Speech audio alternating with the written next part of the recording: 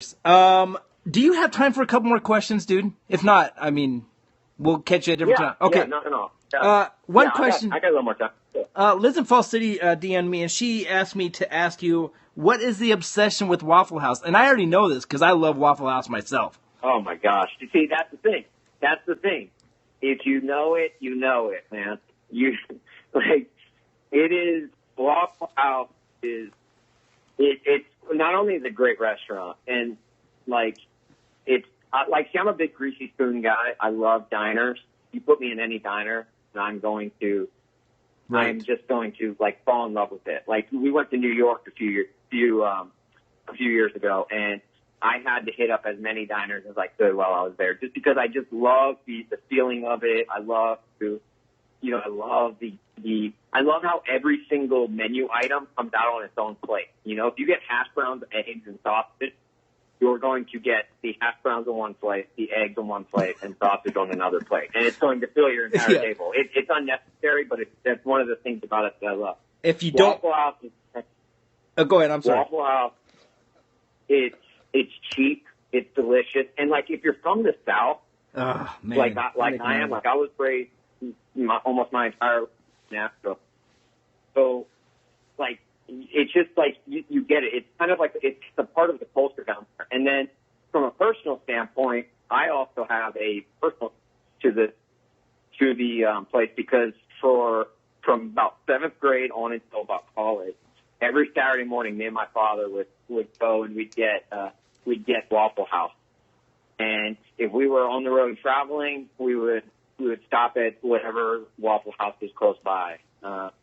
And so that bonding time that I had with my dad for however long just meant the world to me.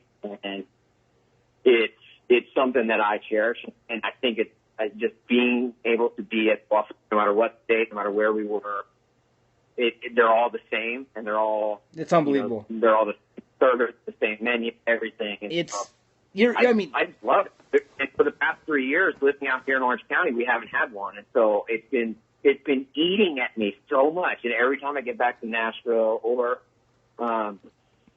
anywhere that's in the vicinity of one, I try and hit one up. And I have thought about, for the past 3 years, I have thought about driving to the closest Waffle House, which is 5 hours away. Yeah, right. So, I never the trigger, so. The wife and I, we go to Florida once every 2-3 years. The plane lands. We get a rental car. Hotbed of waffle. What's that? It's a hotbed for waffle. Oh, dude. Down there. We used to live where we actually met in Pensacola, Florida. Which, honestly, there is one intersection in Florida in Pensacola, and I don't know if any Pensacola fans are watching right now. When you get off, I want to say it's Davis Highway and Interstate 10. If you get off that exit, there are 4 Waffle Houses on each exit. One going off. You're not even exaggerating. I'm not exaggerating. There's a game we would play when you're taking a road trip in the South. You would count the number of Waffle Houses until you got to the place where you go, and then it's almost kind of like playing the alphabet game, on long road trips. Yes. Except you just shout out Waffle House whenever you see one, and then you get a point, and that would keep us entertained for the longest way.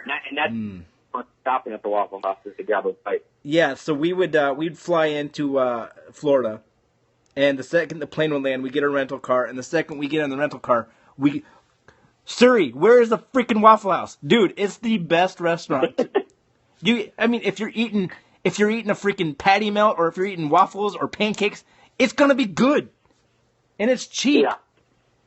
And then when you're done eating, get more because it's cheap. It's so good.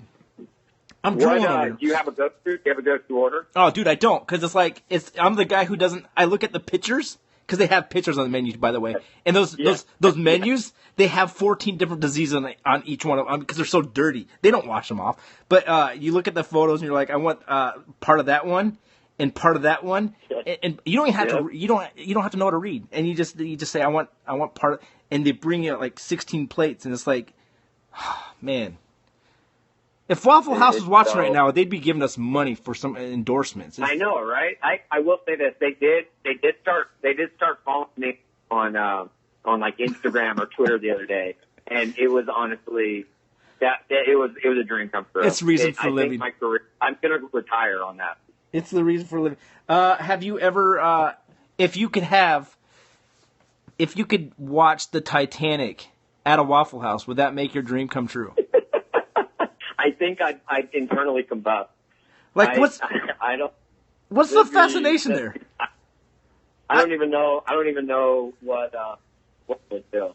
And I'm glad you brought the Titanic up, because I feel like I did a craptastic job of describing what I was trying to say last Friday when I was saying my goodbyes. But I am a Rose truther, like till the day I die. People always love to talk about and joke about how there was room for Jack on that door, and I firmly believe. Well, actually, I don't firmly believe. I know for a fact that they tried to get Jack up onto that door in the movie. All right. The door flipped. Rose had to get back on, and Jack just had to. Jack sacrificed himself just so Rose could stay warmer out of water. So the people that say, "Oh, Rose is the killer and Jack played sister," they tried it, and so that's why I'm a hashtag. Did they Rose try hard truther. enough though? Did they try hard enough? If they truly loved each other, wouldn't they try a little bit harder? I mean, like, instead of saying, "I'll never let go," and then let go. That's the thing, though. He truly loved her. He loved her so much that he sacrificed. He allowed her. He wasn't about to try and be selfish and try and get up on that door. He allowed her to have it because he knew. Again, it's about buoyancy. It's about buoyancy. If he pop up on there, they're both going to flip. They're both going to get cold. They're both going to die. Yeah. This way, at least he was able to survive, and he. No, you're right. You're right. Well, he had to pay for it. And I mean, let's be honest. It's not like anyone missed Jack Dawson once he died. He was like, he won his ticket in a game of hope. That's true. That's true. The world, like, I don't think anyone in his life, other than Fabrizio, who also died, rest in peace. I don't think anyone else knew even on that boat. Hold on, I gotta dump some beer out for Fabrizio. Fabrizio? No, I'm not. Yeah, pour a little out for Fabrizio. Everyone, you could just take a moment for a moment of silence for Fabrizio. All right, that's long enough. So that's good. I mean, if you were him, would you be a little pissed off that Jack just totally betrayed him? Like, just dissed him? Like, dude, you're coming on the boat with me, and then I meet a woman, and what's he doing? He's sitting in the freaking the third class hotel room, looking at internet porn. Oh, and dude, if I'm Fabrizio, I'm pissed at Jack because he did. He like, all right, hey, we won these tickets together, okay? You made me say goodbye. He said, hey, you're gonna have to tell your mama you're not gonna see her for a very long time because we're going to America, boys. Woo! After we won that ticket. So Fabrizio had a family. He had to say goodbye, and he's like, all right, I'm going with my best friend Jack onto this boat. And then Jack sees a woman. He doesn't even meet her. He sees her from a distance, and he's like, dude, I'm out. And then he pieces out, and he leaves Fabrizio down there in that, the poop deck or wherever it was, class. The poop deck. C class, D class, with Sven, that, like, Russian dude who they had just met on the boat. It's like, yeah, the whole thing, it's extremely messed up. So, in a way, in fact, I think you're talking me into this. I think it was good that Jack died. I'm so glad I could change your life. Okay, so here's the other theory. Is there is if you go to YouTube and you start typing in like movie flaws, there's one scene where Jack is talking about his experience of going to Wisconsin with his uncle. Yeah, Chippewa Falls. And fishing at Chippewa Falls. That lake didn't even exist in the 40s or 30s, whatever. Yeah. It didn't even. Oh, trust me, I'm all about it, dude. I don't even know if I've ever even been to Wisconsin, which is a crying shame all in itself. But trust me, I know that Chippewa Falls wasn't around when the Titanic was. So, like, when he said that, people are probably like, "What are you, like some sort of time traveler?" Like what? That place doesn't even exist yet. Hold on a second, Austin. Hold on. Okay. Hold on. It's All gonna. right, cool. I'll just wait here. This water I'll bottle just, right here. What does that I'll say? hold it down. Hang on. Wait, are you showing me something? Yes. Hang on. Oh wait. Oh, here we go. I'm seeing it. Oh my gosh. Chippewa spring water. It's legit, dude. I don't make this stuff up. We didn't plan this ahead of time, did we? Yeah. No, you didn't. I love how Jack tries to compare the Northern Atlantic, the freezing ice cold water of the Northern Atlantic with the lake water at Chippewa Falls. Don't get me wrong, it is freezing up in Wisconsin. It can get really cold during the winter. But we're talking about the Northern Atlantic. Yeah. Like we're talking icebergs. Like they're literally icebergs. There are chunks of ice floating in the water, and he's like, "Oh, please, yeah." How cold is it there? Freezing. Maybe a couple degrees below, and it hits you like 1,000 knives stabbing you in the back, like when you jump in. Dude, okay, look, just because you're from Chippewa Falls doesn't make you an expert on the water temperature of the oceans around the globe, okay, buddy? Like you had to win your ticket playing a game of poker, right? Okay, you're not an expert on all things thermal water. You ruined Felicio's life. That's his name. You know? Yeah, dude, I'm actually glad Jack died. Yeah, me too.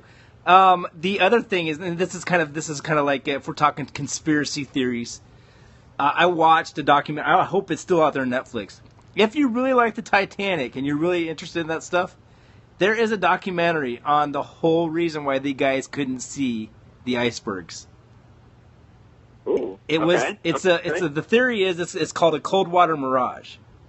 And when you're in the oceans and it's cold outside and the water's warmer than it is outside, or vice versa, or whatever it is, the horizon looks different. And you cannot see things close. You cannot see things close to you. It like mirages it out. It looks like the horizon just like if there's something in front of you, it just disappears. Yeah, I totally believe that. I totally agree with that. When they talk about the ship that was close by that witnessed the whole the flares going up, and they couldn't hear and see. They could hear, but they couldn't see it. It all goes together with this cold water mirage, dude. You got to check it out. If you like documentaries and conspiracy theories, this is the coolest one of them all. I hope it's still out there. I'll DM it to you if it's still there. Dude.